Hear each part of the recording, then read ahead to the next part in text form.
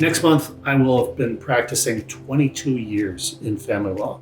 I originally started law school in that fall time of 2000 when Bush v. Gore was the national presidential election and big disputes. I remember looking at that in between my classes, my first semester of law school.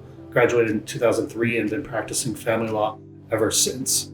I've handled everything from your run-of-the-mill child support establishment, some of those modifications, getting more intricate and involved between establishing custody, parenting time, modifying those. Of course, a bunch of divorce issues, whether they be the spousal maintenance concerns, division of property, tax issues, to the more intricate things around paternity, complex assets, high net worth values. Ultimately, whether we're able to resolve these a lot of times through mediation, ADR, but then also no stranger to trial. In fact, my law school that I went to, Temple University in Philadelphia, was specifically geared towards trial litigation, such that I had a number of classes on trial advocacy, and I'm very comfortable in a courtroom, and such that there's not any sort of like jitters.